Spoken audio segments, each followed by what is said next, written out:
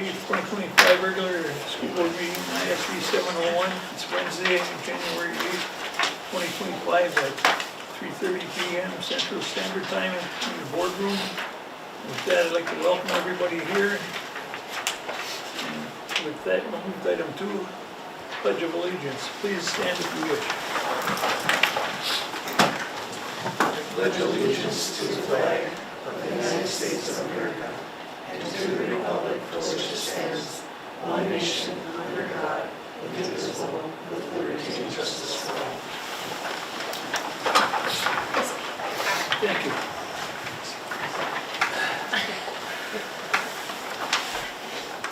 With that, we'll move to item 3, accept the oath of office from Directors Berklich, Egan, and Gallant, and McLaughlin. Egan's not absent today. He'll be in the next meeting. He can sign or take the oath. Director Berklich, McLaughlin, and Gallant, raise your hand. I swear and affirm that I will support the Constitution of the United States and of this state, and that I will discharge faithfully the duties of the office of school board member of Independent School District number 701, Hibbing to the best of my judgment and ability. I do. I do. I do. That being said, I'd like to welcome our newest board member, Christine Gallant. Welcome. That being done, we'll move to item 4, reorganization of the school board. We can do this by one motion here or call for nominations. If there's a motion, we can start. I'll make a motion, we just maintain what we have right now and the status quo. I'll second. Motion's been made and seconded. Any further discussion? Hearing none, all in favor say aye. Aye. Opposed, same sign. Motion carried. Thank you.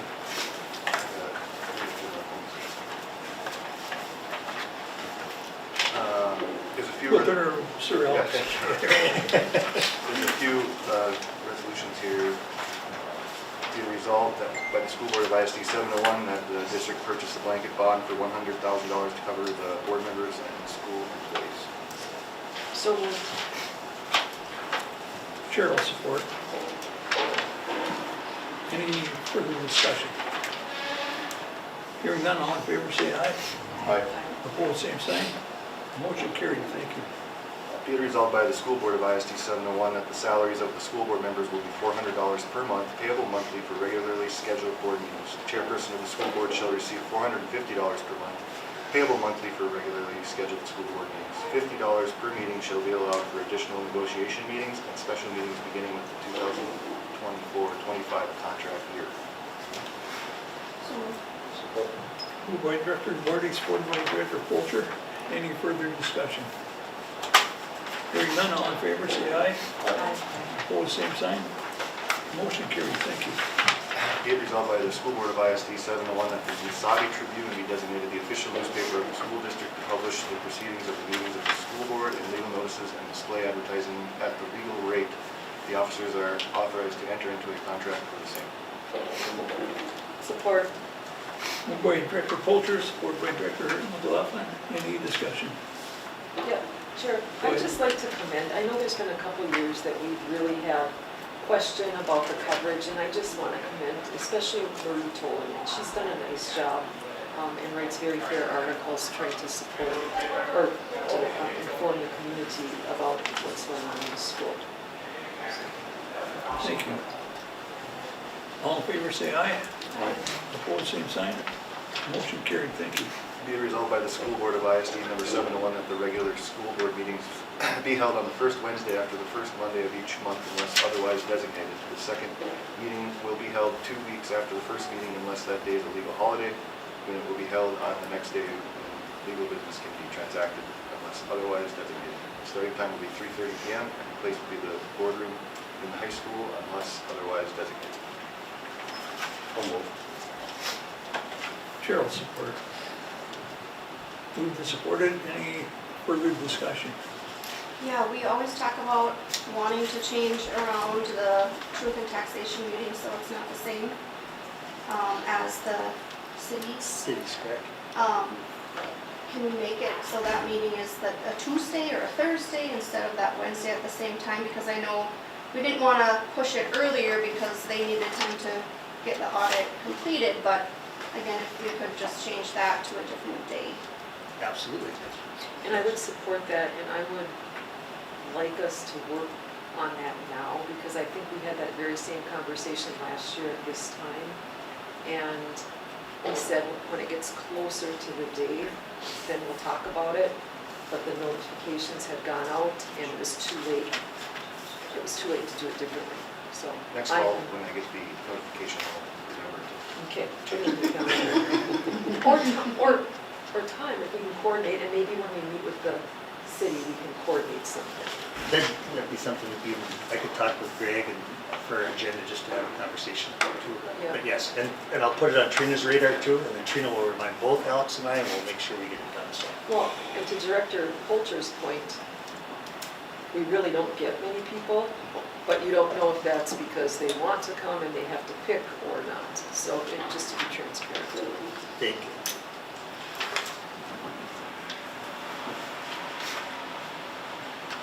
All in favor, say aye. Aye. Opposed, same sign. Motion carried. Thank you for the discussion.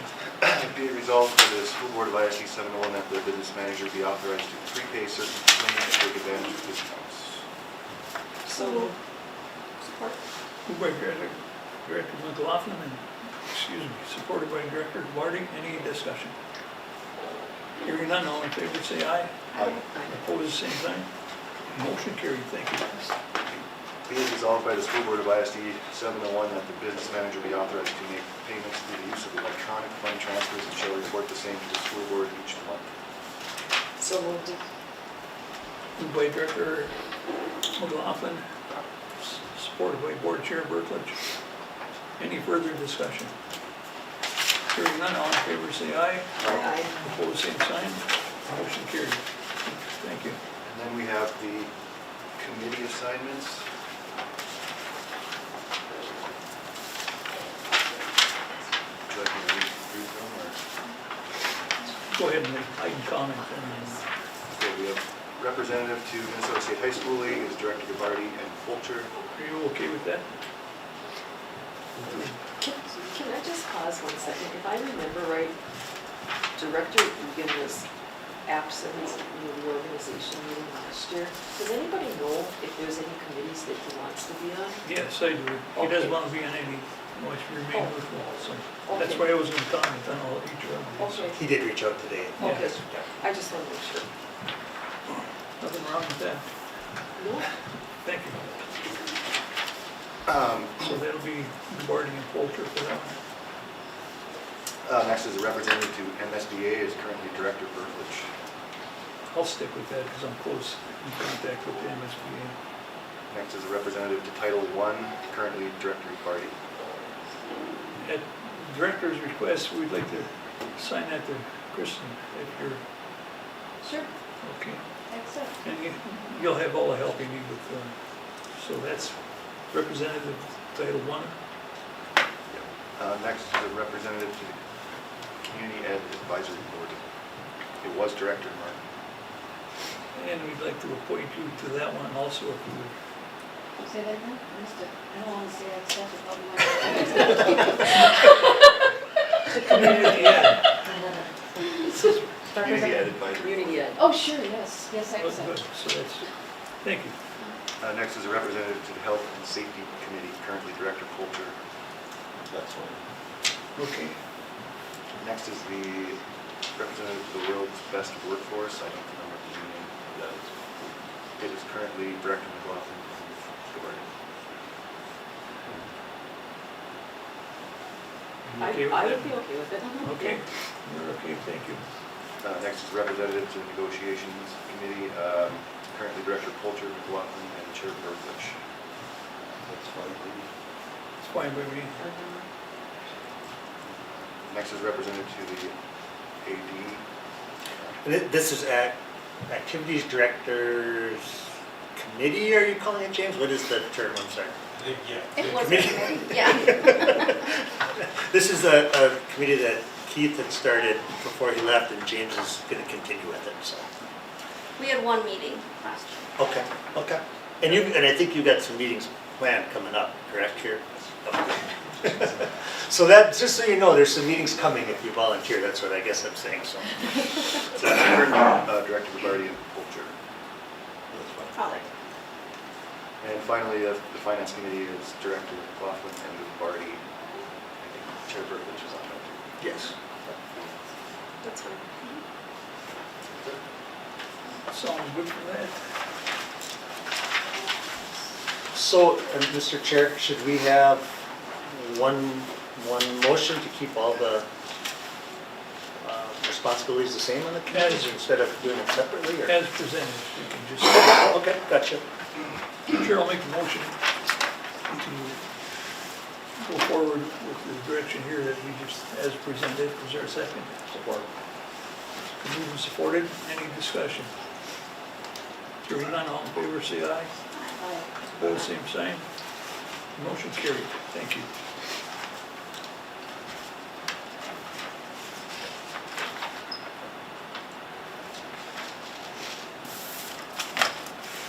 Is that it for you? That's it for No, it isn't. You're up next.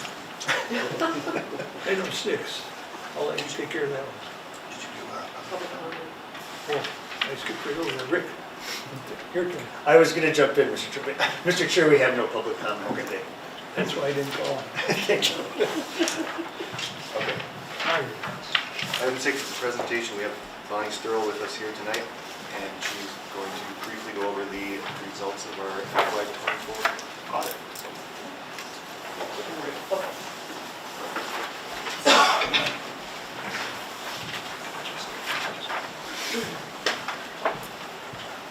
Good afternoon, my name is Bonnie Sturl and I'm one of the partners for Sturl and Company, and I'm just going to present a very high-level brief overview this afternoon.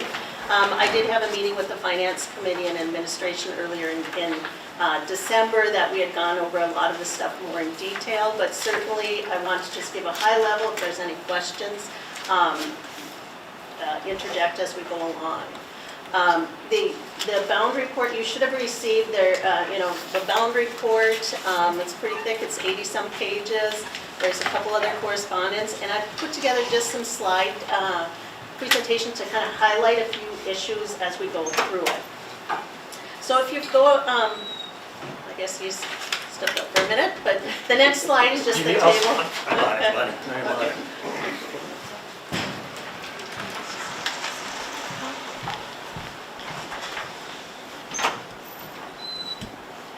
So this slide just gives a table of contents. The book is, or the audit report is really 80 pages, and so there's a lot of information in there. So sometimes looking in the table of contents, it breaks it up into these different sections. And I've got just a slide that I'm going to just highlight on each of these as we go through it. There's the independent auditor's report. There's some RSI, or what we call required supplemental information, that includes a management discussion and analysis piece. The basic financial statements, which are the meat and potatoes of the report. There's 2 presentations within the audit report that talks about a district-wide presentation and fund-based, and we'll give some highlights for those. There's also additional RSI for your OPEB, your other post-employment benefits, and your net pension liabilities. There's combining and individual statements within the report. Because this district receives over $750,000 in federal funds, you have a single audit, and you also have a Minnesota legal compliance audit. So a lot of information in that report, and I appreciate the staff. We're on site for quite a while in the fall, and so it takes a lot of coordination and work between all parties to get this report together. If you'll flip to the next one, the independent auditor's reports, and I put off to the side on the slides, I brought copies with you, references to the page numbers in the report. So the independent auditor's report is pages 1 through 3, and I'm pleased to present that the school district received an unmodified opinion, which means, or a clean opinion, which means the financial statements are fairly presented in all material respects with generally accepted accounting principles. That's what you want to strive for. So the next piece is pages 4 through 16 are required supplemental information, but it's MD&A. It's management's opportunity to discuss the financial numbers and activity for the school district for the fiscal year, It is unaudited. We can assist with providing some tables and templates, but it is unaudited, and it's in a narrative form. And it's the only place in the report that will show comparison between this year and last year. So one of the things that I brought out of the MD&A is just for your general fund, and we're going to talk about these in a couple future slides, a comparison between what happened in your general fund revenues between FY23 and FY24. You saw there was an increase in your general fund revenues of what, 2.8 million, but there was an increase in your expenditures of 5.6. So that just kind of gives you an idea. There's other comparative information within the MD&A, and we're going to get these pieces on the general fund in a future slide. The district-wide perspective you can find on pages 17 and 18 of your reports. The district-wide is a very high bird's eye view of the district, and it's on full accrual method. So we're bringing in all the capital assets, you're bringing in all your liabilities, including your OPEB liability and your net pension. So just to highlight some things out of your district-wide is that the district has total assets and deferred outflows of about 76.2 million. The large majority of that is your capital assets. It's your buildings, it's your facilities, and that's about 44 million. Your liabilities are 92 million, which include bonds and debt, and we'll have a future slide that will highlight some of those. Compensated absences is 2 million, that slid over a little bit. Your net pension is 21 million, OPEB is 32, almost 32 million. So it gave you a net position of $15.8 billion deficit. You did have a net decrease for the year. In other words, the expenditures on the full accrual method was a decrease of 4.7 for the year. Now we're going to go into the fund-based statements, and these are the ones that the district spends the most amount of time on. It's your day-to-day activities. These are the funds that the district uses, and you will find these in the audit report on pages 19 through 26. The general fund is the major fund that the district uses, and that incorporates your general fund, or what we call Fund 1.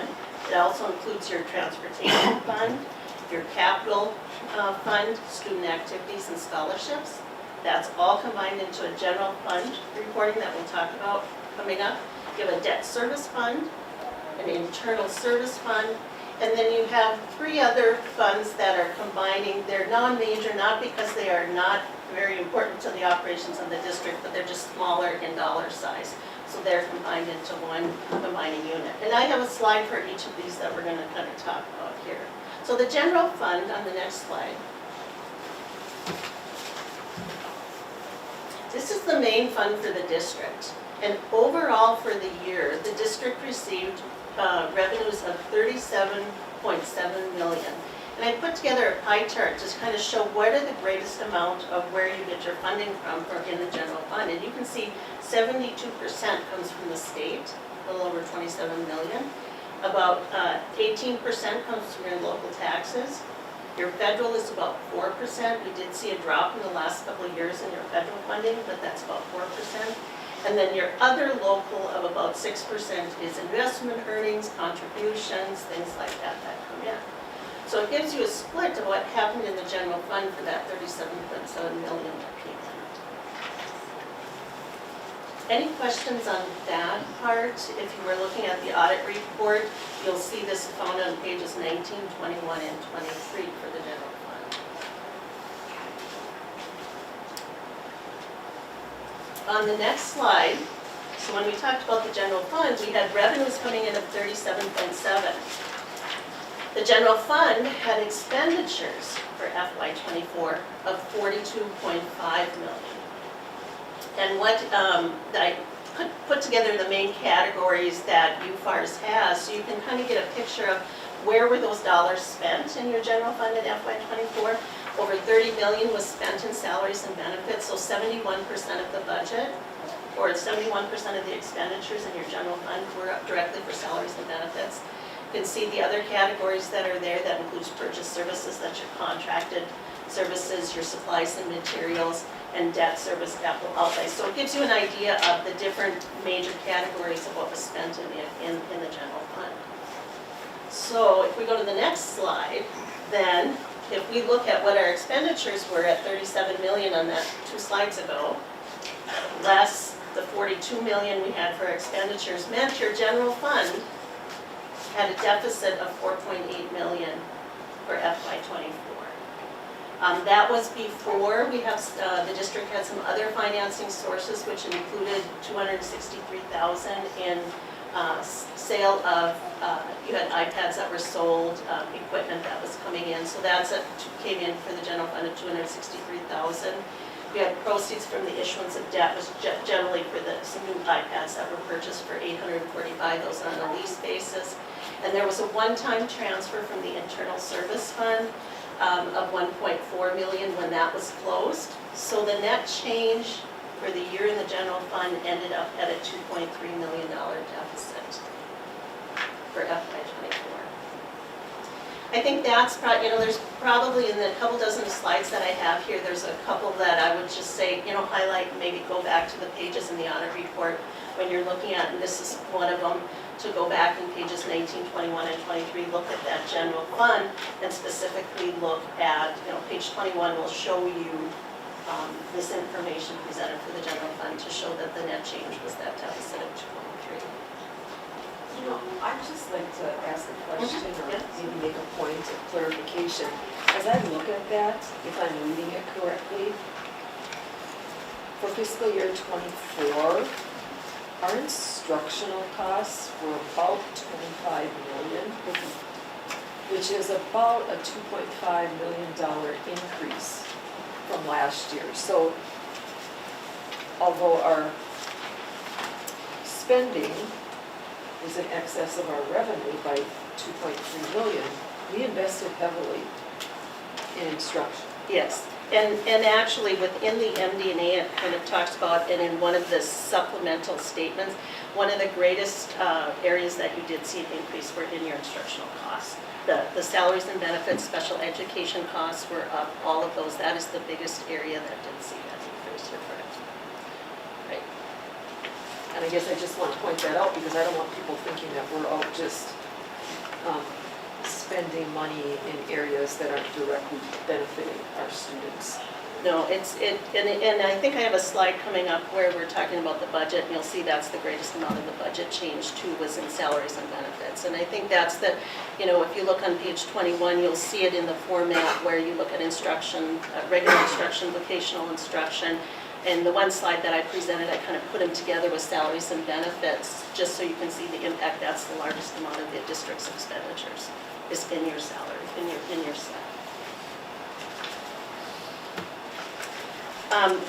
Speaking of the budget, that was this next slide. So on page 23, I just wanted to highlight too, the general fund, you're required in your audit report to present your budget.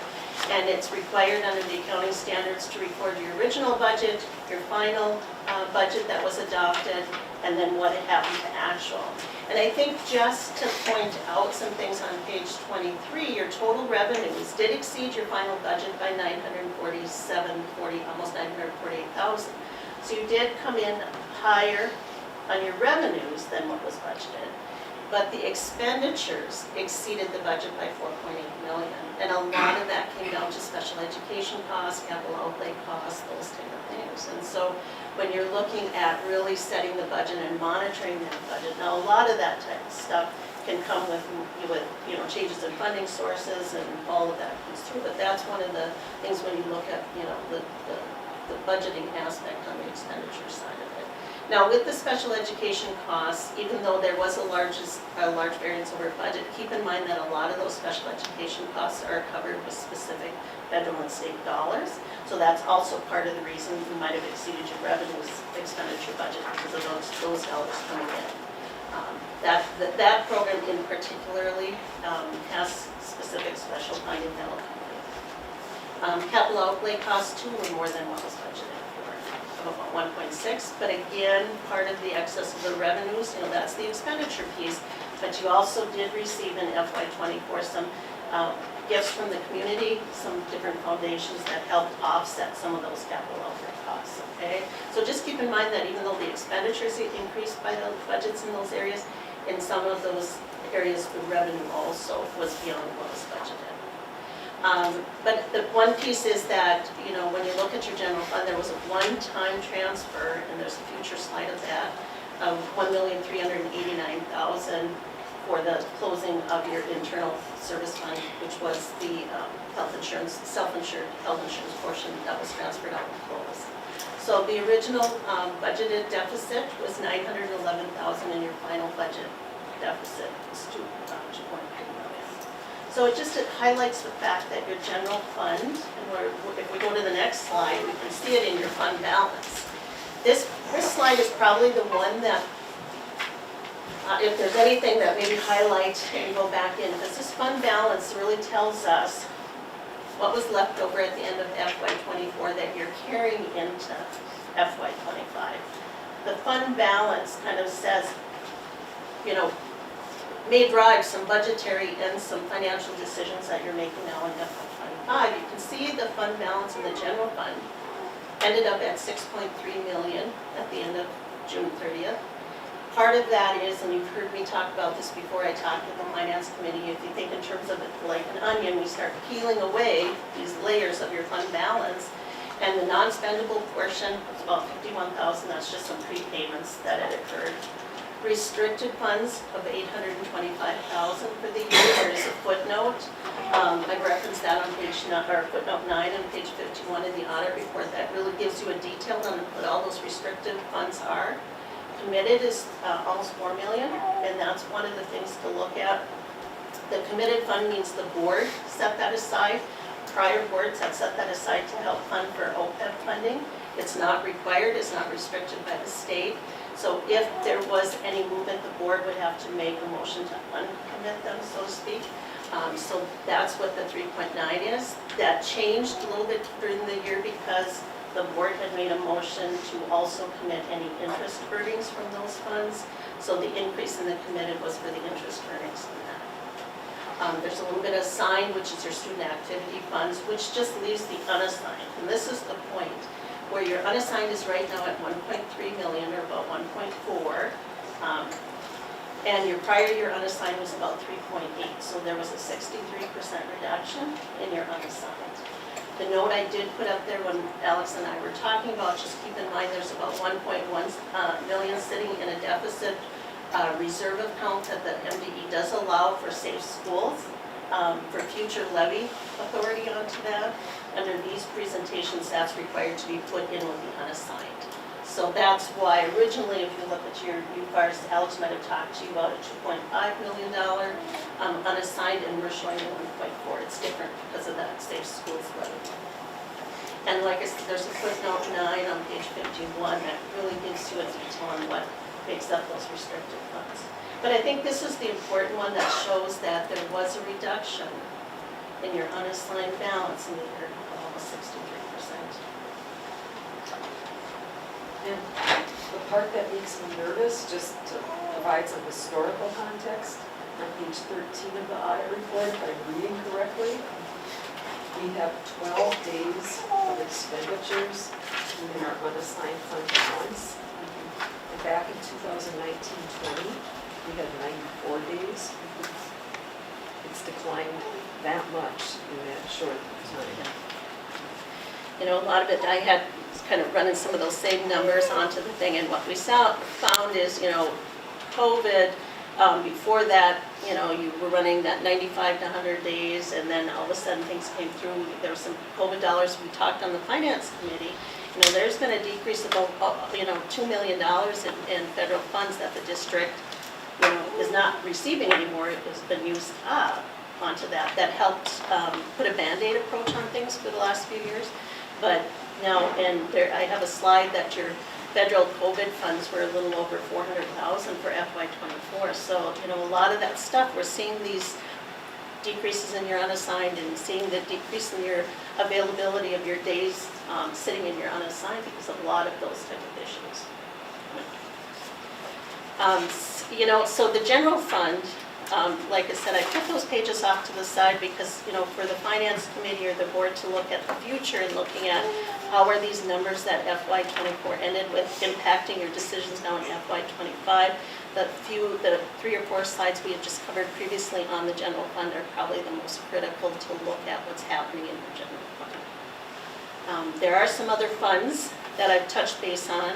You have a debt service fund, total revenues of 1.4. You can see your expenditures. That does have a fund balance of about 8 million or 7.5, but that's all restricted.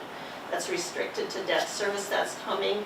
If you go to the next slide, I've put together a list of the district's debt service, and you can find more detail in note 5 on pages 37 through 39. And so you can see that restricted fund balance we talked about on that previous screen is really to keep, you've got a 7.5 million geotaxable facilities bond that's coming due, and your other debt issues that total about 20 million for the year. And that was one of the earlier slides that I showed you, shows the total district's bonding schedule. And I've just highlighted with an asterisk those that are paid from the general fund, and then the remaining amounts are paid from your debt service fund, which have that restricted fund balance.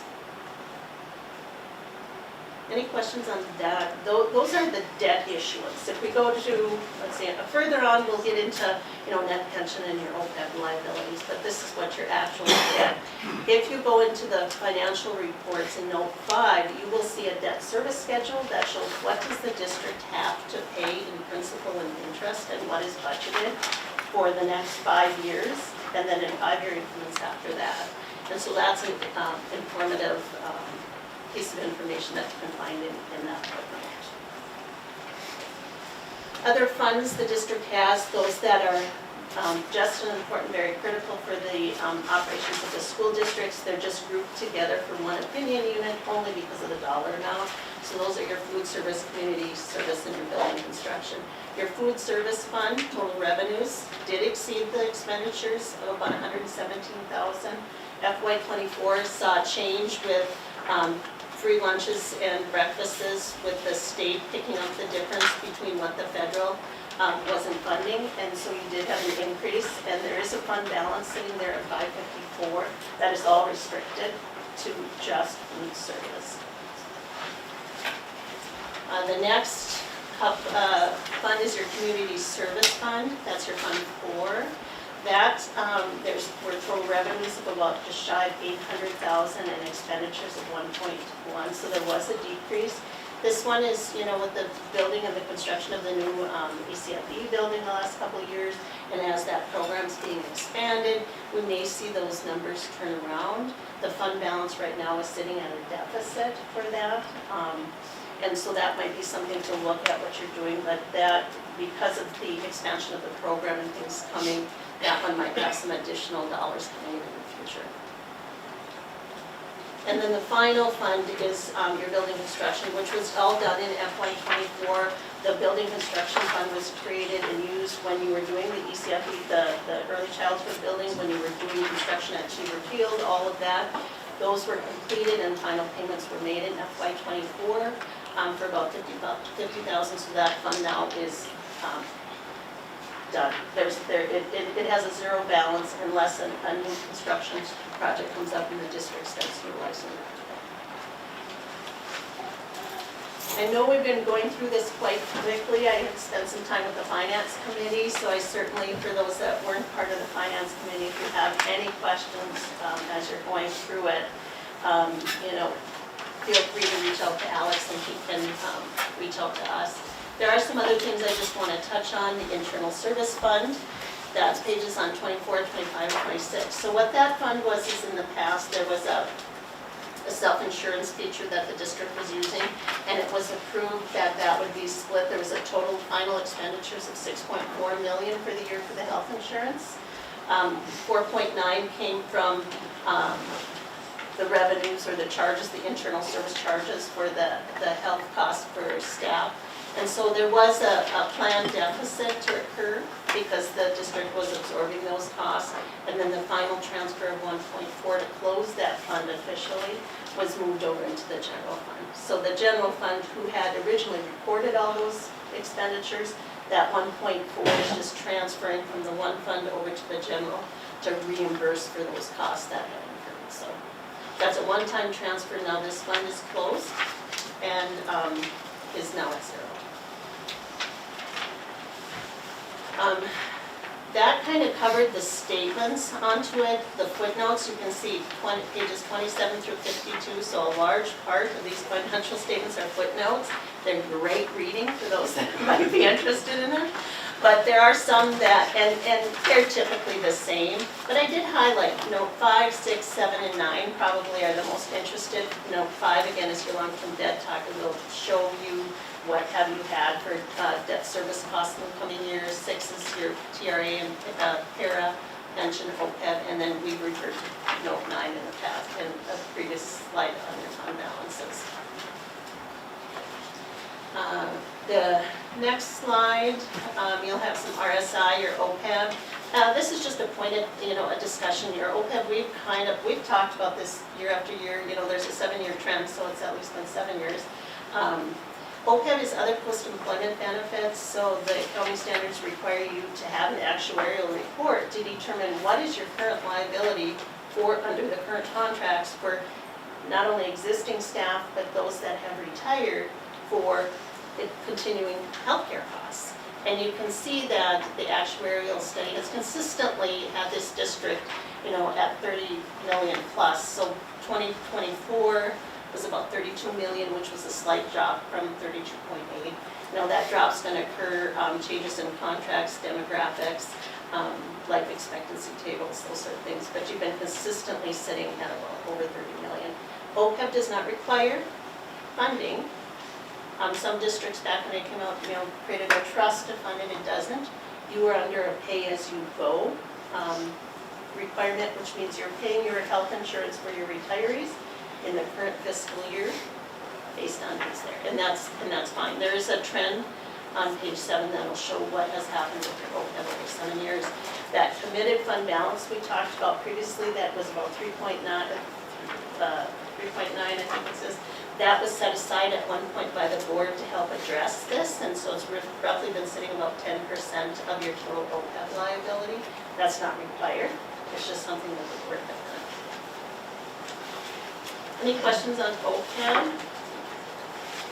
Net pension liabilities, those were required when we talked about the district-wide. We have these in there as far as the liability, because it's interesting to note your net pension liabilities are also determined by actuarial studies conducted by TRA and by para.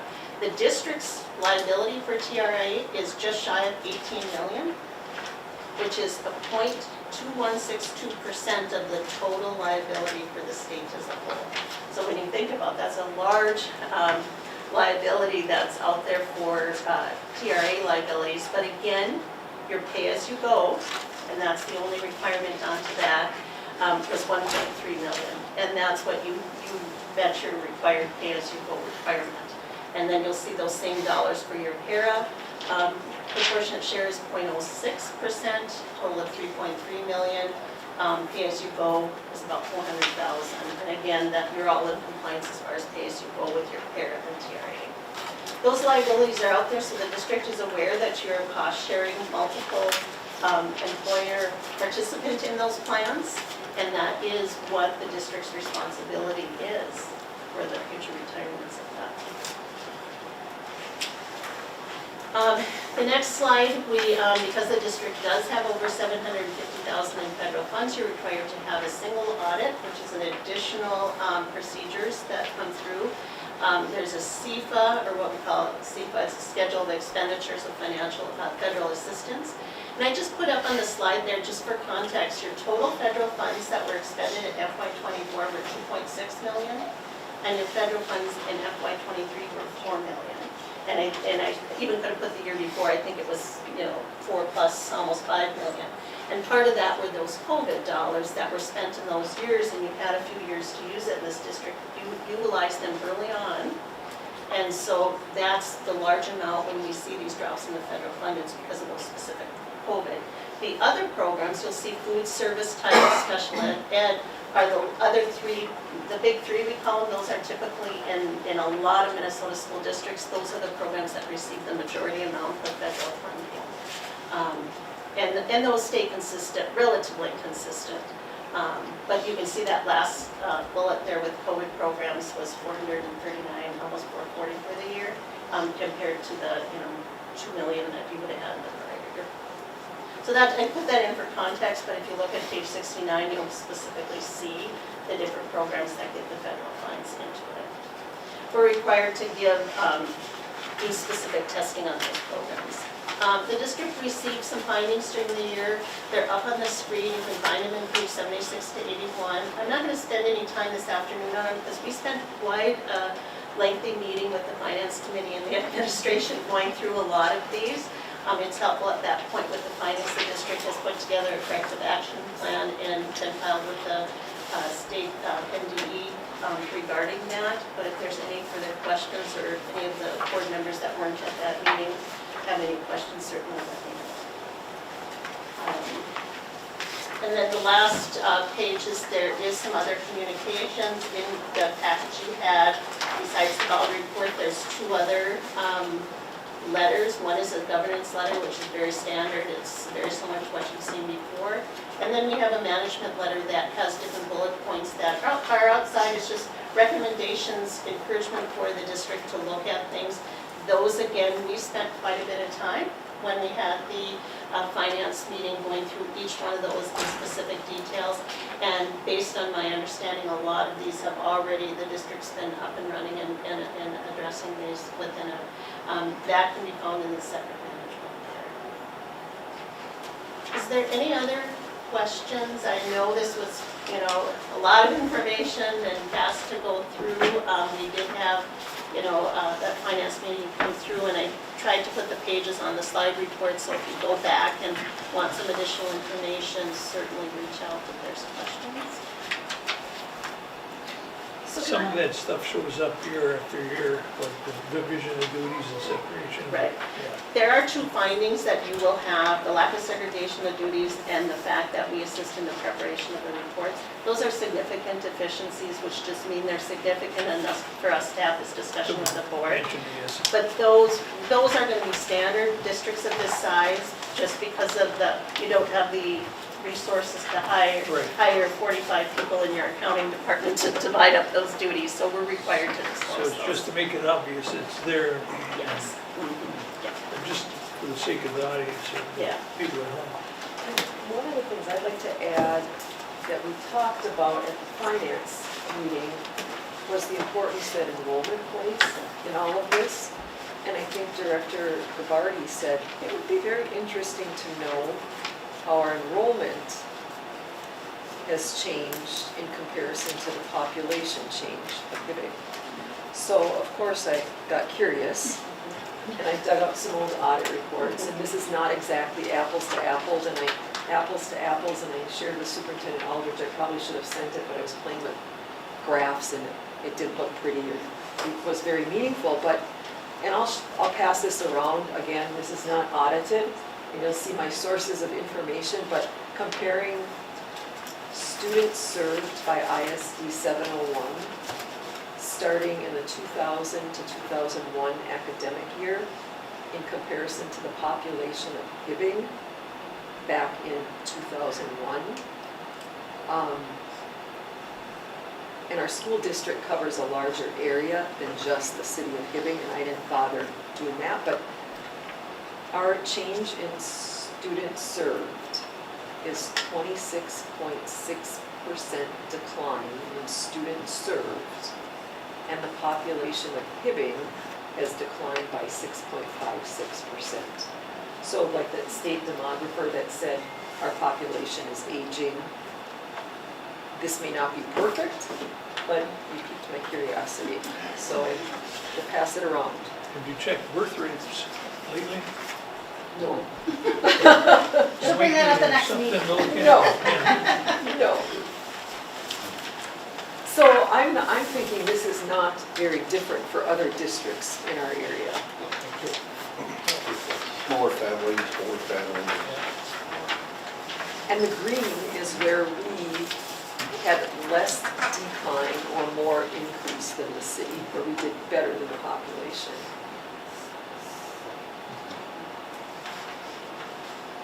And I don't know what the mathematical formula is, I will admit, to students served.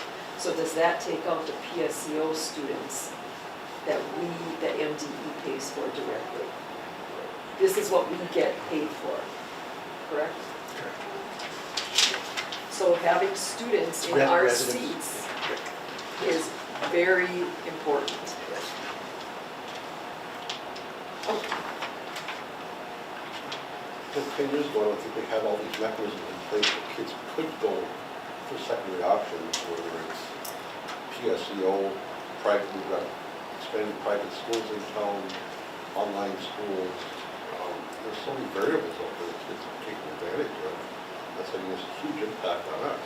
And there's probably still the same number of kids that get it, but they're going other places. And we increased our expenses in instruction, right? And that's expensive because we have less students that we're serving. And we've got so many fixed costs, just taking care of this building. We can't control or change any of that. And even though, like how you said, even though there's just a 6.56% difference for population from 2001 to 2024, the age, how much of that is the elderly and not young families? Yeah, there's way more that we Yeah. could, but No, I mean, this this is, is still good, yeah, Yeah. no, but still interesting to just ask, it just brings more questions. yeah, it does. More I don't know, do you guys want,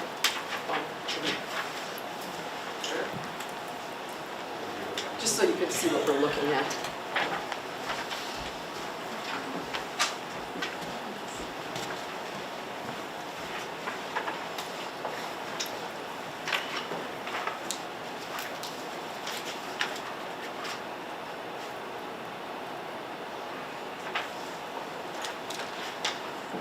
I mean, if we could ever get back to those numbers from 2000, 2001, that would be a big, what a change, what a difference that would make for If everything an here. industry would come back to our area or a boom of some sort, yes, but that's, Huge impact. Or we could get our students back in our seats.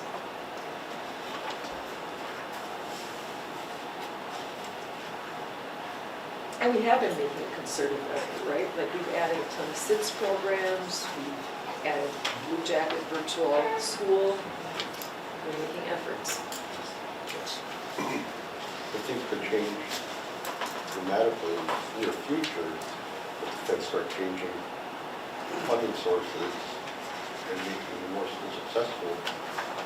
Where our dollars should be sent to private schools for kids to attend private schools, which is always on the horizon. Where we pay for kids to go to private schools. That's huge.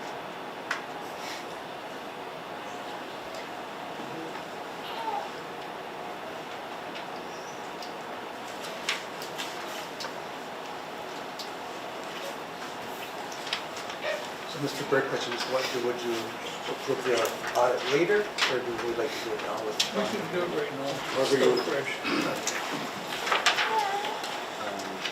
Is there a motion to, do it more? I'll make a motion to approve the audit. Support. Moved by Director Polter, supported by Director McLaughlin. Any further discussion? Hearing none, all in favor say aye. Aye. Opposed, same sign. Motion carried, thank you. Thank you, Bonnie. Good report. Thank you, buddy. Thank you. Thank you very much.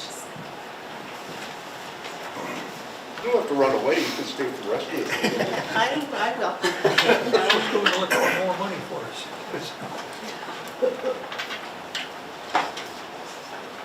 Okay, with that, we'll move to item 7. Administrative reports, item A, directors. Hearing none, now with student director. I've been here a while. I just want to bring up some of like, some concerns from teachers I've been hearing around, like downstairs, we have a teacher who teaches pottery and her kiln is not working. It's been not working for 2 weeks now. And it's like she has nothing to do and like she's been trying to ask people for help and people are just brushing her aside. And it's not okay. I'm gonna stop you for a second. That's not the case. I've been dealing with it personally. Okay. And we've handled the situation today, so All right. it has been solved. Yep. All right, good. That's the last I heard from her. Yep. Thank you. And with that, we'll move Chair, to. I'm sleeping on a job. Can we back up? Sure. I just want to commend all those that made parent registration night, last night, a success. And I think it was kind of a double positive in that it was redirected down to the cafeteria.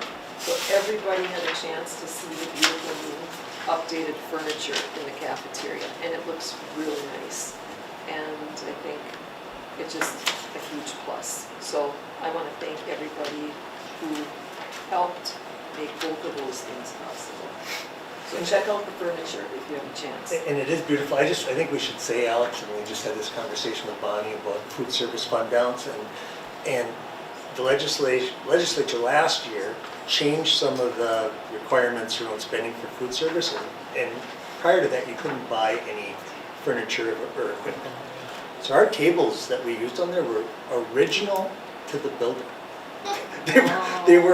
Tyler has pictures from the 1920s where those same tables that kids have been eating on and janitors have been moving, and they weigh 400 pounds apiece. And so now we have new tables that we were able to purchase through some of our food service fund balance because that's a new allowable expense. And I was down there yesterday and our janitor, I watched him, I said, how do you move one of these tables? He took his pinky and he moves the little lever and it pops up and it folds and he just pushes it nicely with his hand. They are so, like to move all those large tables and mop that floor 2-3 times a day, like they were so grateful. And for just that. have this, And the kids like yeah, it. we should do a fundraiser, like cut the tables, have Well, AJ, that's one big Antiques, yeah. and just cut little pieces. You know what?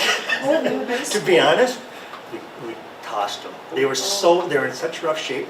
And Tyler said, I'm gonna have people come say, boy, I'd like to have this old Yeah. crummy table, but they were so garbage, well paid. Well, You we can should- talk, maybe they're still, We should have cut them up into little squares, have the industrial arts, and sell a piece of Hibbing High School, right, the original. there you go. Yes. Put it in a pocket. Yeah.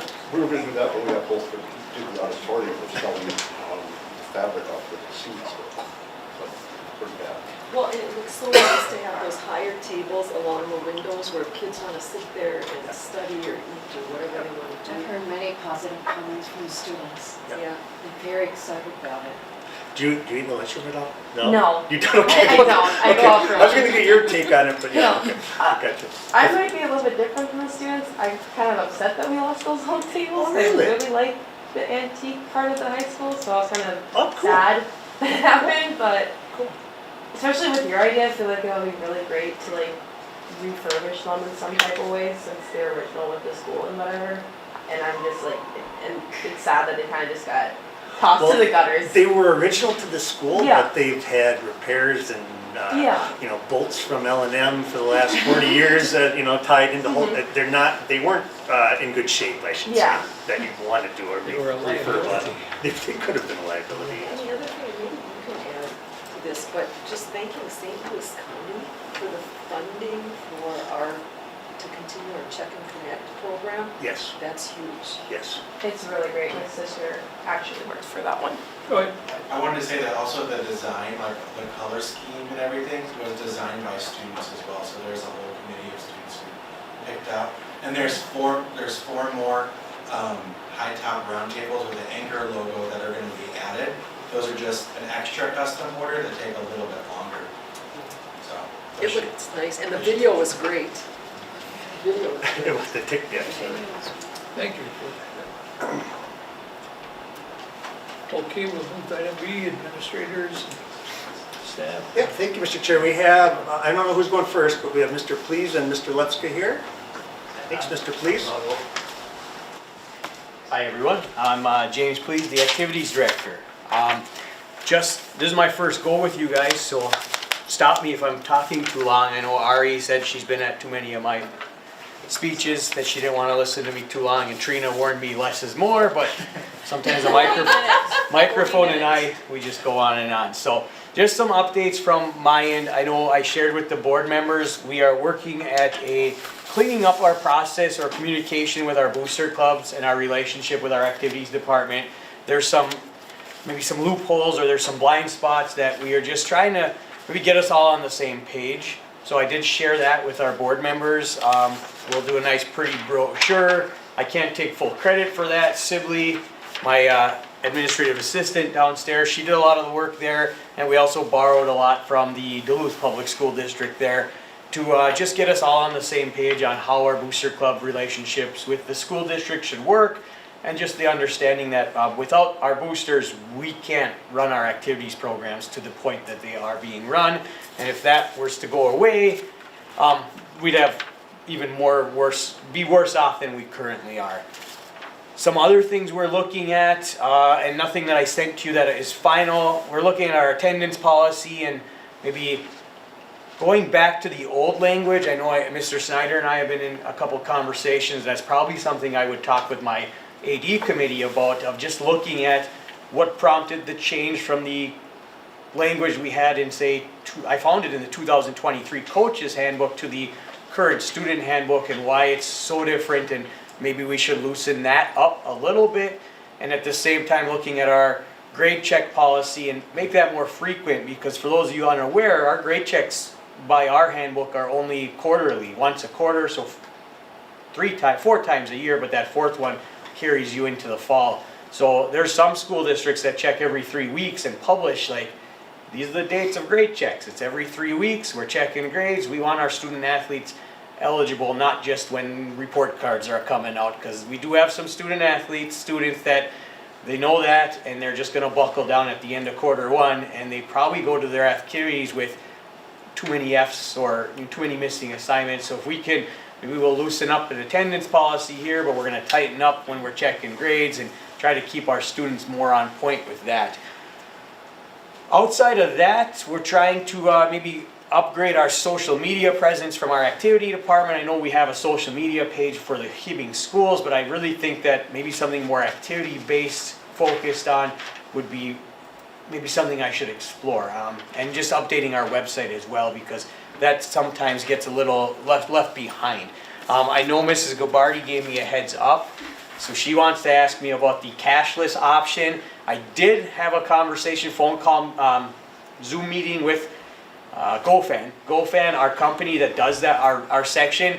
And with me being so new, this is month 3, he did advise I wait till winter season's done, because it is so busy. We do have so much going on in the winter, and maybe pick a softball game or a baseball game where we do a test run with our cashless app instead of having cash at the doors. I know we've talked about that as well, Mr. Aldrich. It's just such a big, he said it's big change to start, but once we get into it, it's not that intimidating. But he said with everything else, he didn't realize I was not Keith Turner anymore. So, so he did say, well, maybe we let you get through the winter sports season and get through that. So, James, I thought when Keith was still here, him and I met, and he showed me that it looked like we were already starting that with soccer.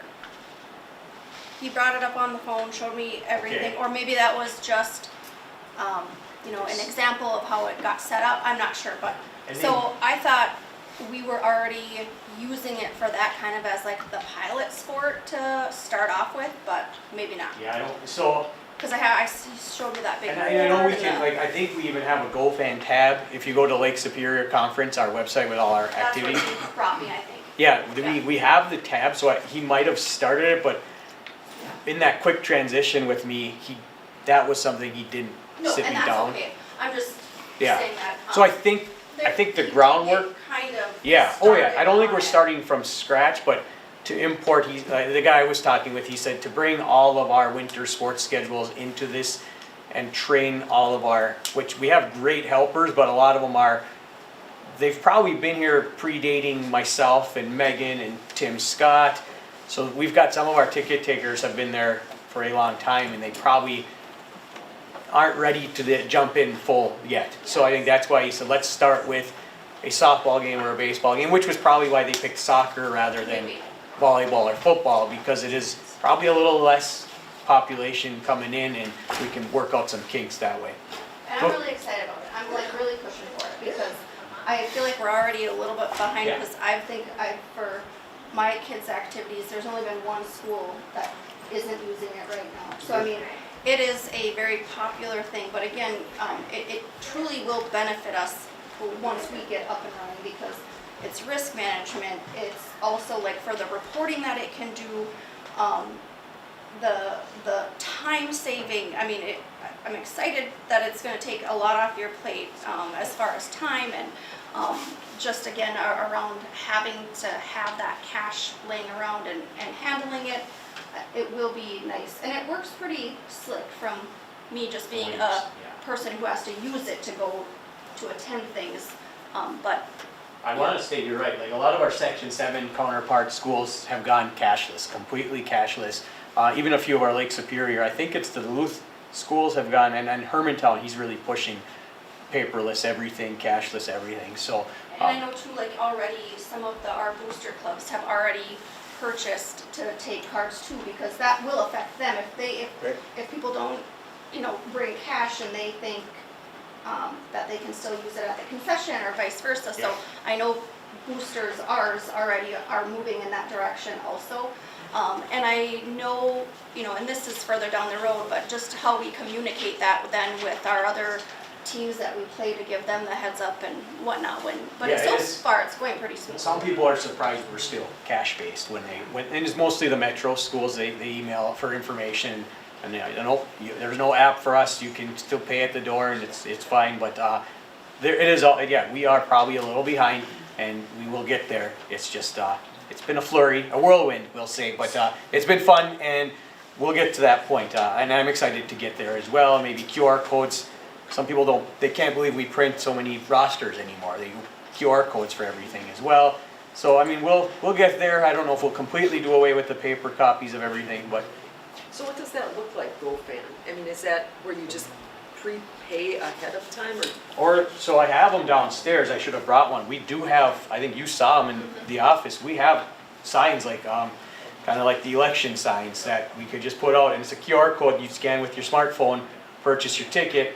And then this is where I'm not completely sure if how my workers, you just show them the ticket. Your phone is your ticket, is the information I get for everything. And then you show them, there's a button, use ticket, they click it, so then it provides them the information and you can go in. So there is no exchange of anything except, they might still stamp your hand or whatnot, but they are the ones who have to click the button.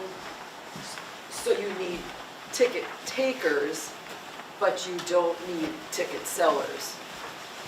Yeah, I would. Yes. Yes. The ticket seller becomes the QR code sign we hang up. And you can purchase with the QR code at the event or prior to the event. So it also, can kind of speed up lines if there were on a big event or. I'd say with that, our school, with the Lake Superior Conference, our school's website, you can buy your tickets, like you said, a month in advance if you have your schedule uploaded.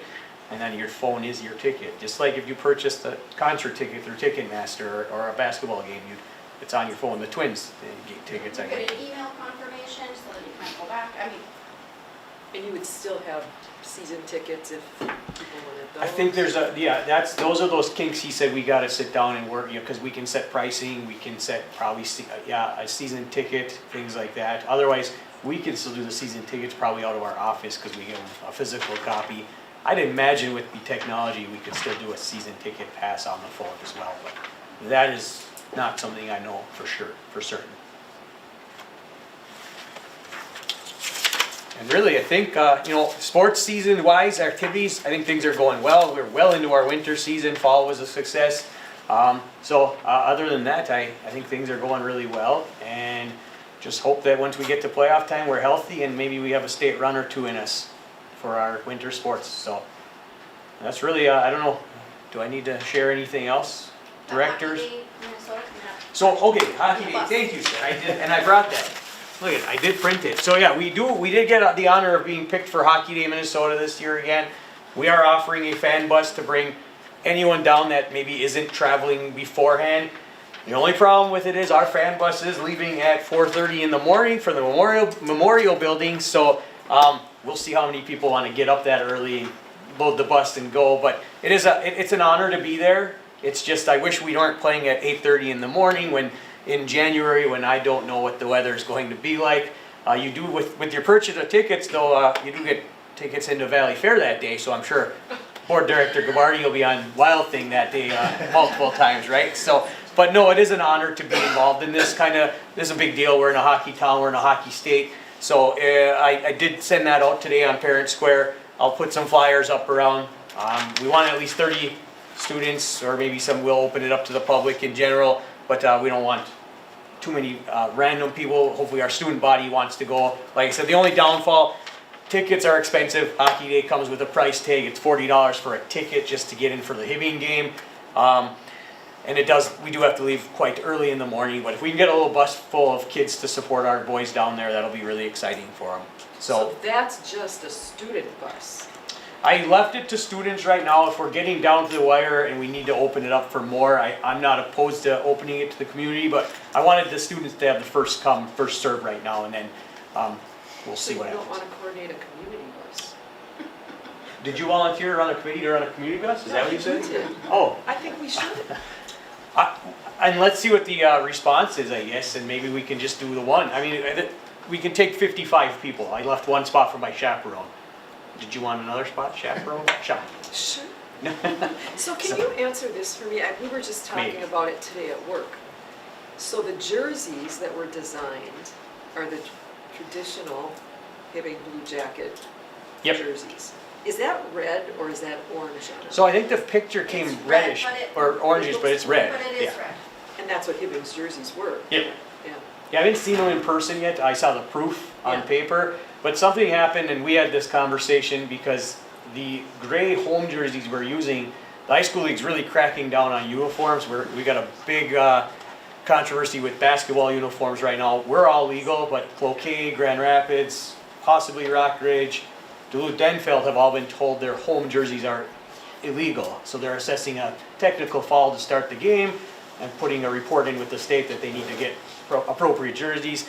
Our home uniforms for hockey were also, I think, on a similar tone. We were told they're not, the grays, they're not legal. So we decided we would let them jump in line in the uniform rotation.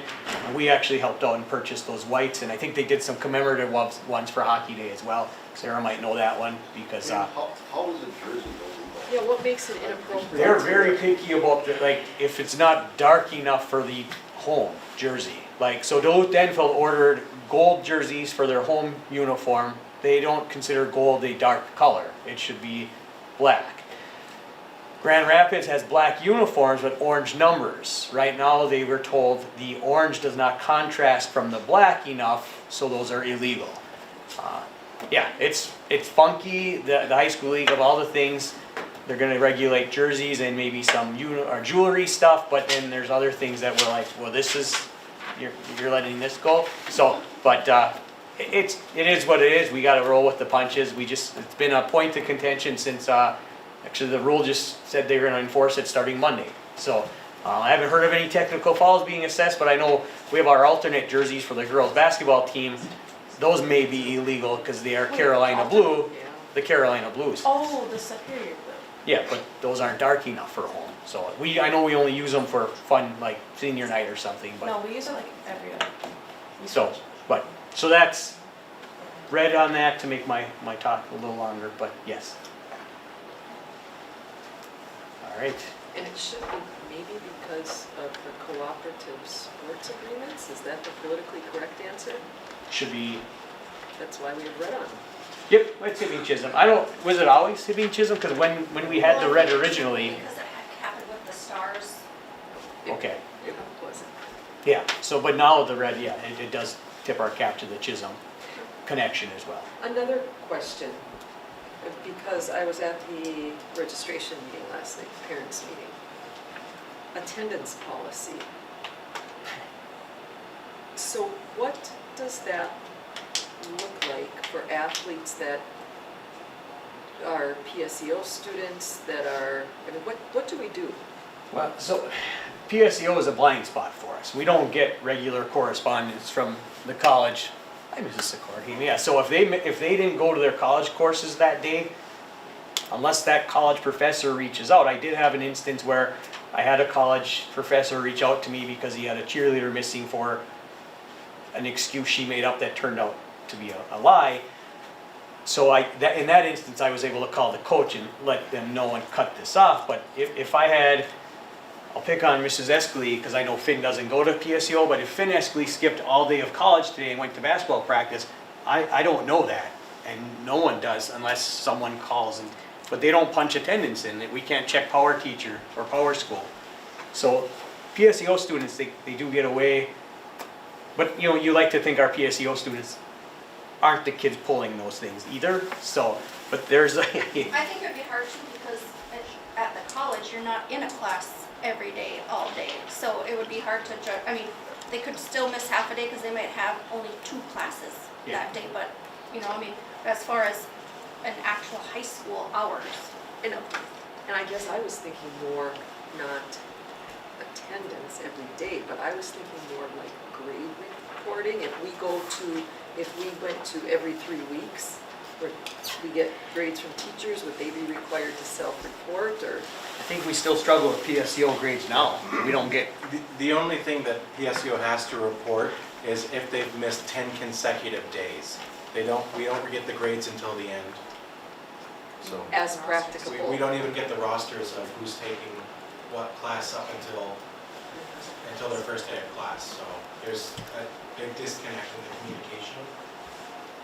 We've had this conversation before because a lot of college classes aren't like high school classes where you've got grades coming in every day.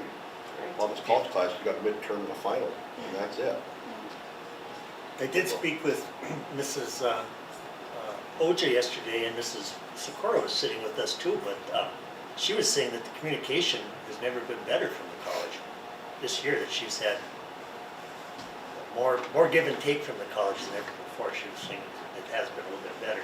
And she was saying also when a student is applying to go PSEO and if they don't have the GPA requirement, in years past it was really easy to get an exception for that. And she said they've kind of been tightening up on that a little bit, which is, I think, good. Because we're getting kids that are coming back now that have failed, that we have to try to fill those holes and get them to be on track to graduate again, and it makes it tough. So.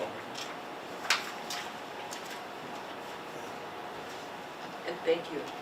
You did a nice job and Sibley did a beautiful job. Again, I'll give more credit to Sibley there. I than myself, but yeah, it's something that I think you saw one of our old ones, and I did talk to Megan Potter today. We kind of used some of that information, but then grabbed as much as the other stuff as we could because a lot of good stuff out there that's already been put forth.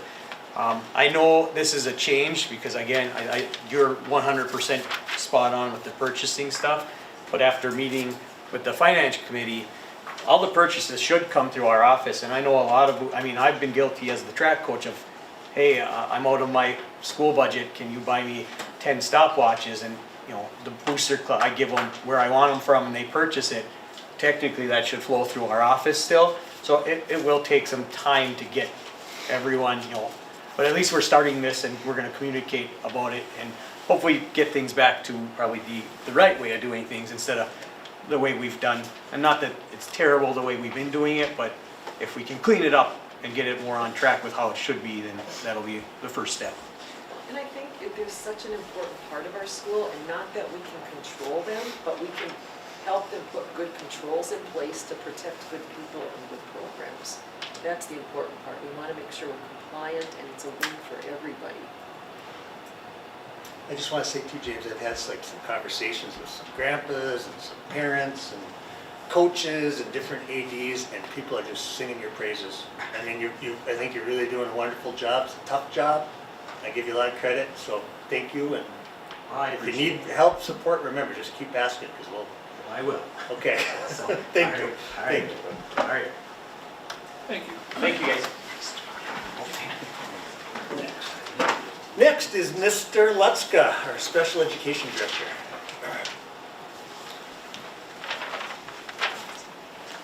Now that James is part of our admin team, I feel like I should have a baton that we hand off when it's my turn, Just don't make it even till though he's not gonna 4:30 be in the the track morning. coach. What's that?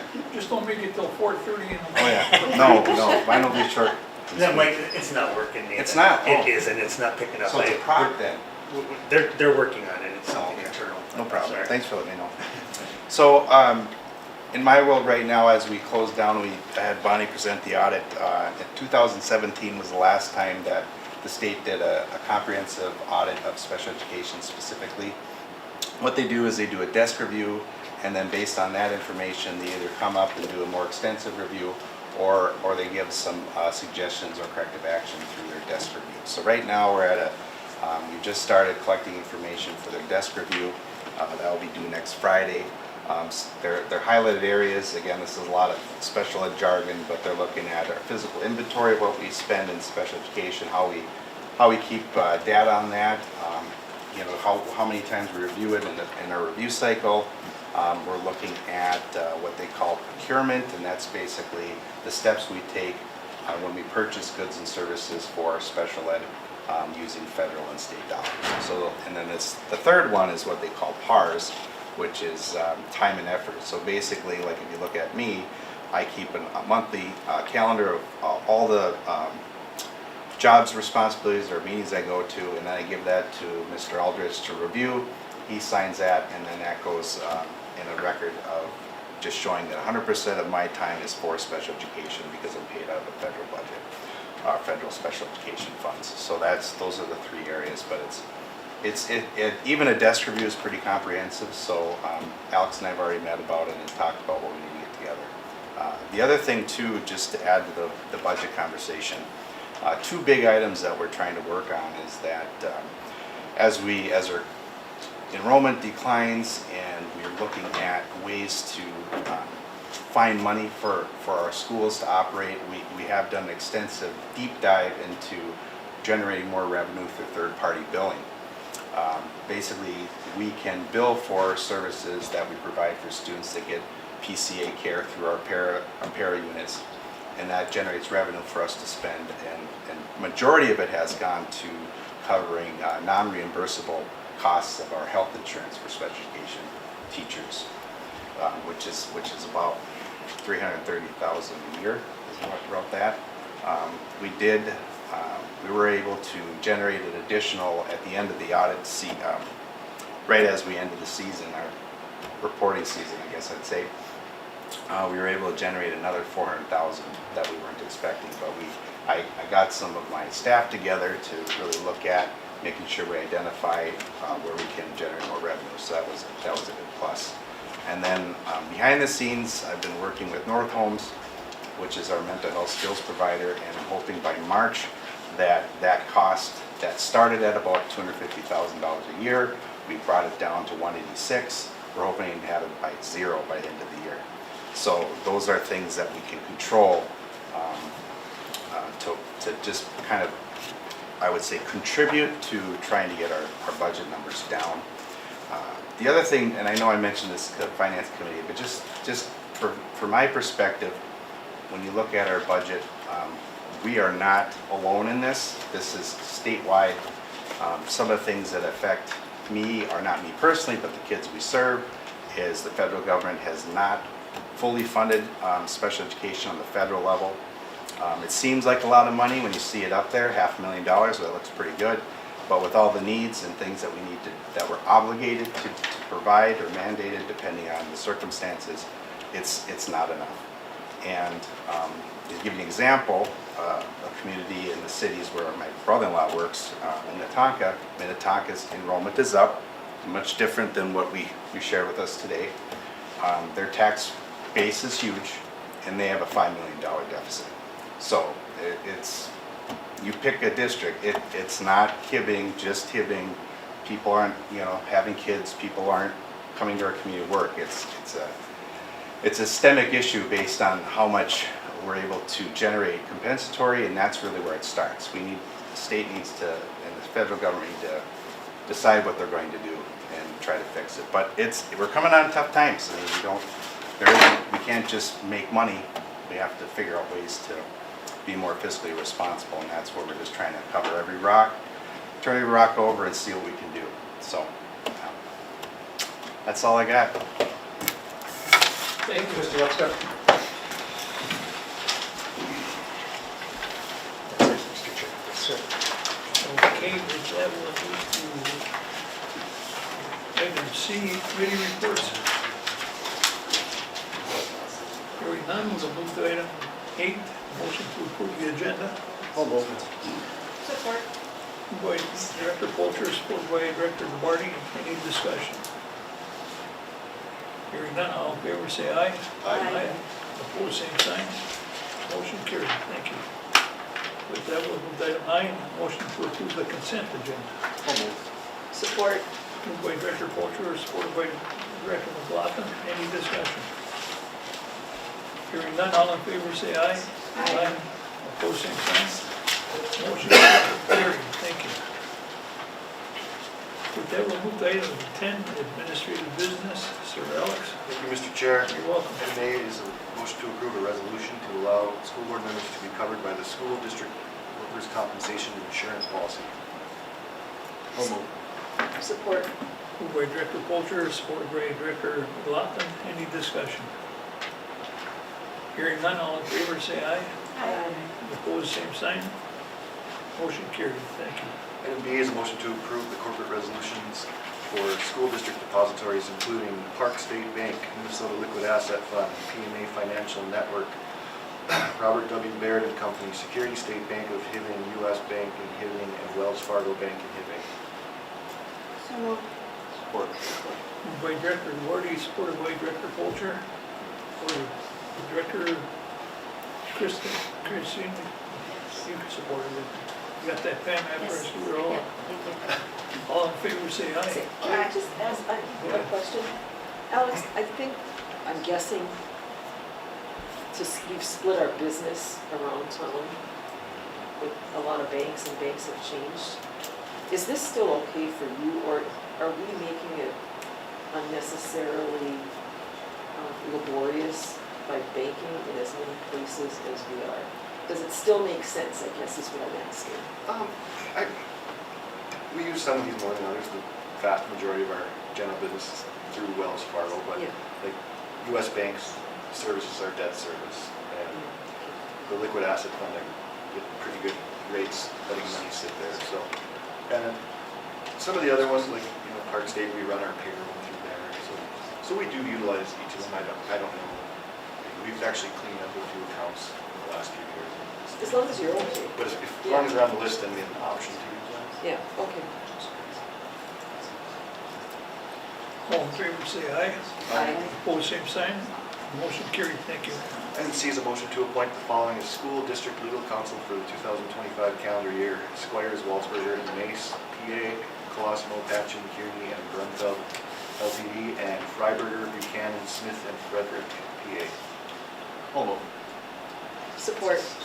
Moved by Director Polter, supported by Director McLaughlin. Any further discussion? Hearing none, all in favor say aye. Aye. Opposed, same sign. Motion carried. Thank you. Item D is a motion to approve the resolution for donations, including a $50,000 donation from the Owens Family Charitable Foundation to support the Owens Field project. So moved. Support. Moved by Director Duarte, supported by Director Polter. Any further discussion? Go ahead. Is that to cover the cost of improvements from last summer, or is that something that we have on the horizon? That was at the very beginning planning stages. They pledged a certain dollar amount, but they were going to make it in installments over time. Oh, so that's the field, the whole field That's the whole project. project. That's their final payment, correct? I believe it's the final one, yes. Okay, all in favor say aye. Aye. Opposed, same sign. Motion carried. Thank you. Item E is a motion to approve payment number 1, also the final payment to Harbor City Masonry in the amount of $72,883.80 for work completed on the Lincoln Middle School brick repair project.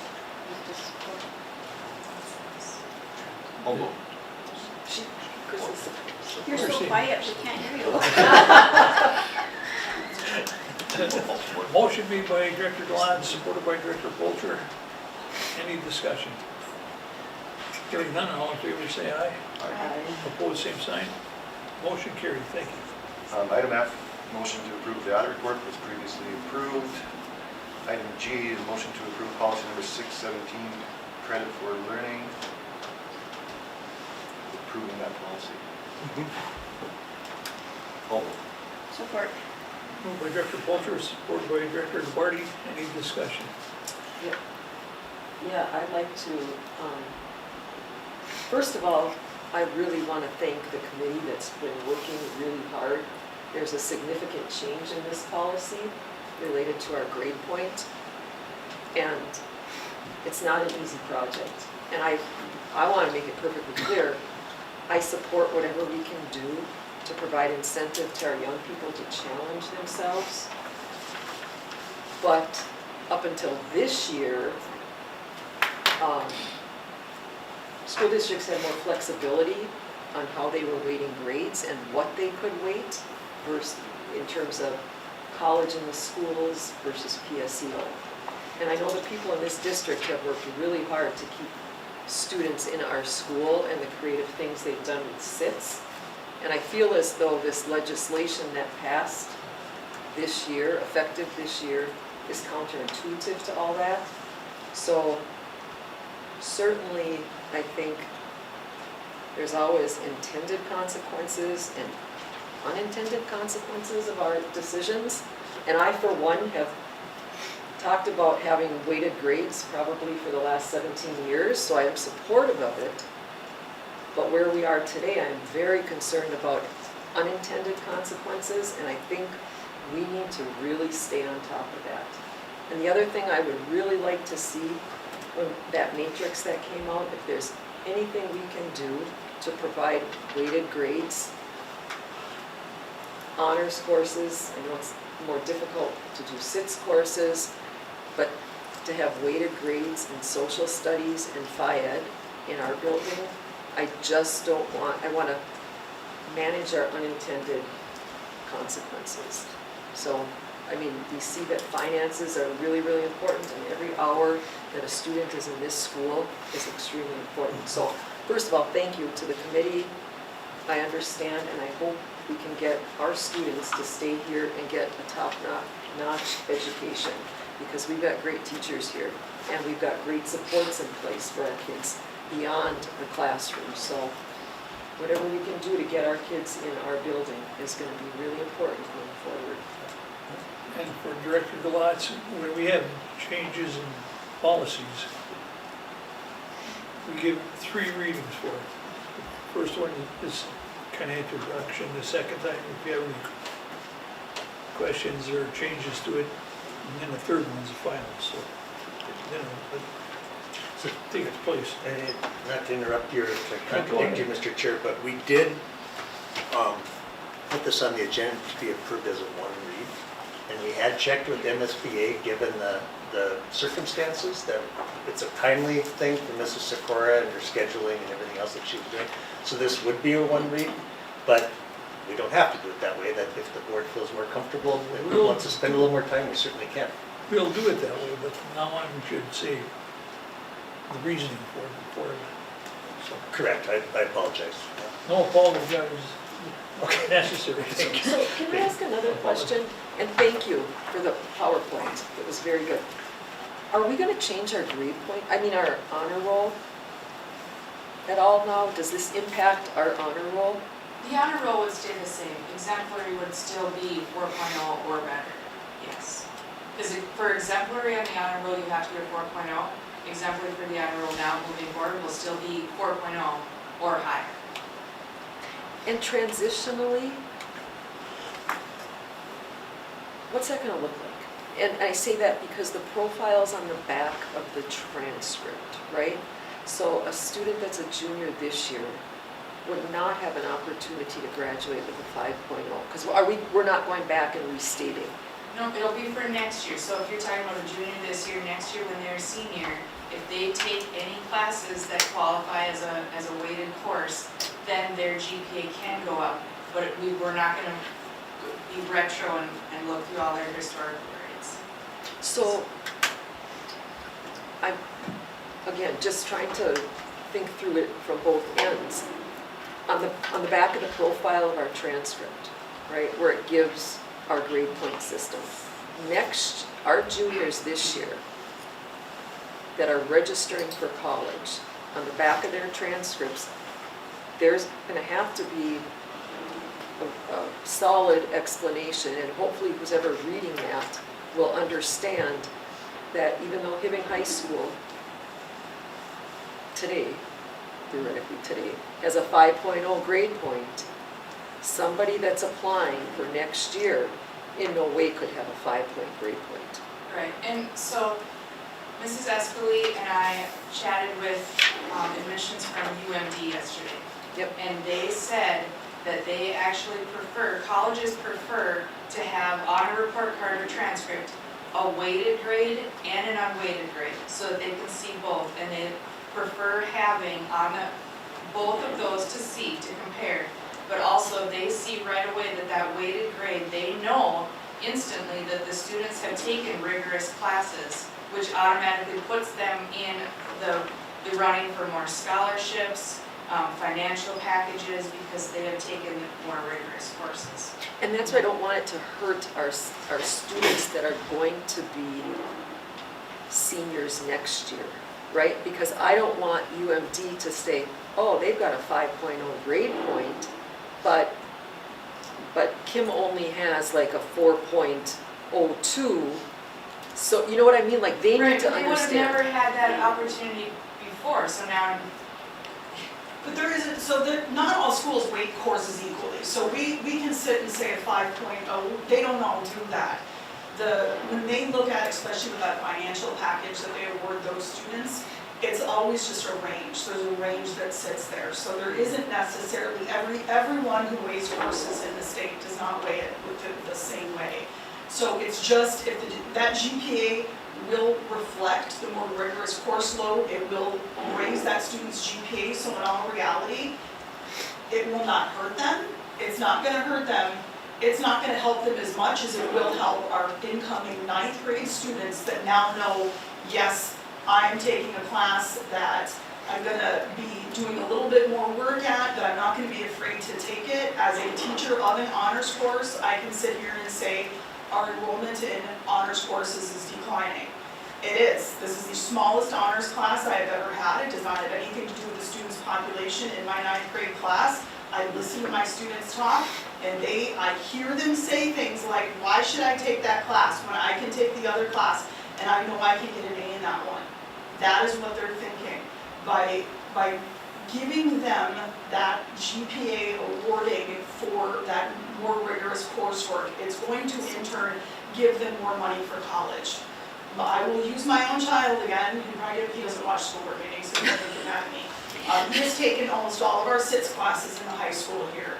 Those are the only courses on his transcript where his grades are a little bit less than all of his other ones.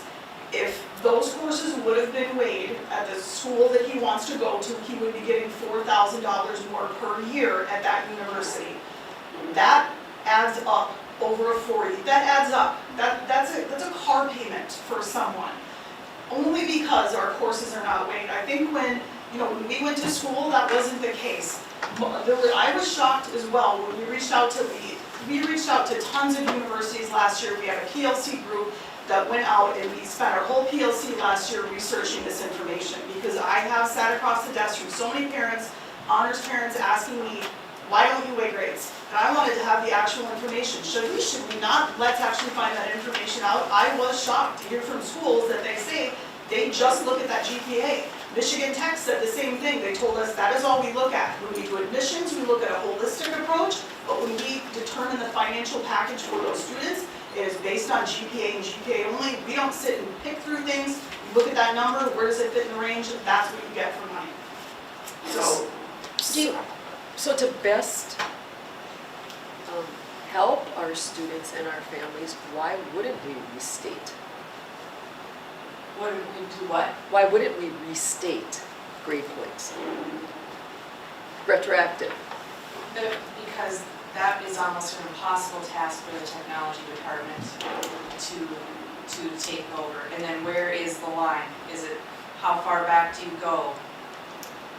even if it's just current students, that is a huge undertaking because they have to build this program. It's gonna take them the whole summer to build this program so that it can, our system, information system, can weight the grades, because they have to put in each class that's gonna be weighted with its own grade point for next year's kids. So they'd have to build that and then go back retroactively and try and do that. It's just, it's, Yeah, and I wouldn't say. and then we'd have to redo all of their report cards, their transcripts. It would be Just 9 through 12, I mean, that's, I wouldn't say go back. just 9 through 12. When you say just, it's not simple. It's not a simple ask. It's not the whole student body. I'm as a parent here, I'm not a teacher talking, but it isn't every thing. It isn't all the students, because when you look at the number of students that are in SITs classes, PSEO, it's not per entire grade level, it's not. The system that you build has to be for both.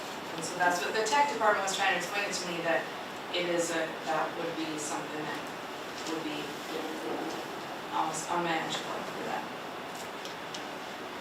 So it has to be moving forward. And we could put that on their transcript, like you say, a disclaimer or something that explains, starting with the 2025-26 school year, courses are weighted. Yeah, I think we definitely need to do that. Okay, good discussion. All in favor, say aye. Aye. Opposed, same sign. Motion carried. Thank you. And this next item H, that's not a one-time meeting, is it? It is. Yes. But we've been, I was just testing it. but we've looked at this a little bit. This has been vetted by our attorney. I hope I sent this to you. Oh my goodness, don't say that you didn't see it. The information security? Yes. That's the is that what we're just going to the It's not the cell phone policy. We should, let's go into this quickly, John, then. I'm sorry, the cell phone policy is related, that's something that we're gonna have to do by March 15th. This is an information security policy that Joel was here and spoke to the board about. He created with his tech group in the cities, and we had our attorney vet this, and it's just the best practice for us to have this in place. Just Yeah, you said that. yeah, okay. I'm so, okay. You looked at me like you hadn't seen it. I'm sorry. But yes, it is a one read, Mr. Chair. Okay, is there a motion? I'll make a motion to accept policy 806, information security. Motion made by Director McLaughlin, supported by Director Polter. All in favor, say aye. Aye. Opposed, same sign. Excuse me. Motion carried. Item I is a motion to approve the joint meeting with the City of Hibbing on Wednesday, February 5th, 2025 at 3:45 p.m. in the Hibbing City Council chambers. Chair. Second. Director, motion made by Director Polter, supported by Director Gallant. All in favor, say aye. Aye. Opposed, same sign. Motion carried. Thank you. And item J is a motion to change the regular school board meeting time on February 5th, 2025 from 3:30 p.m. to 2 o'clock p.m. in the high school boardroom. Support. Moved by Director Polter, supported by Director McLaughlin. Any discussion? Hearing none, all in favor, say aye. Aye. Aye. Opposed, same sign. Motion carried. Thank you. With that, we'll move to item 11. It says none. With that, we'll go to 12. Director Polter. Motion to adjourn. Without objection, meeting's adjourned. It's 10 after 5. I want to thank everybody for being here and participating. Good meeting.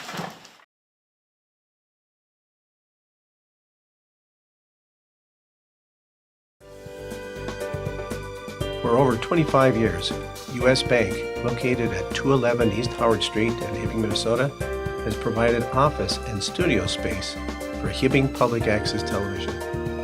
We are thankful for their ongoing support. Hibbing Public Access Television would like to thank Mediacom for all the years they have supported our organization. Visit their office at 3105 East Beltline, Suite number 2, here in Hibbing, and give them a call at 855-633-4226.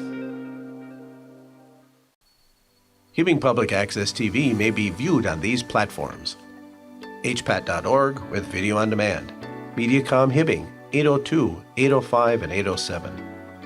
On Roku, Apple TV, and Amazon Fire TV. Download the Hibbing Public Access TV app for your iPhone and Android devices. Find us on Facebook, YouTube, and Vimeo. For more information, scan the QR code and go to hpat.org.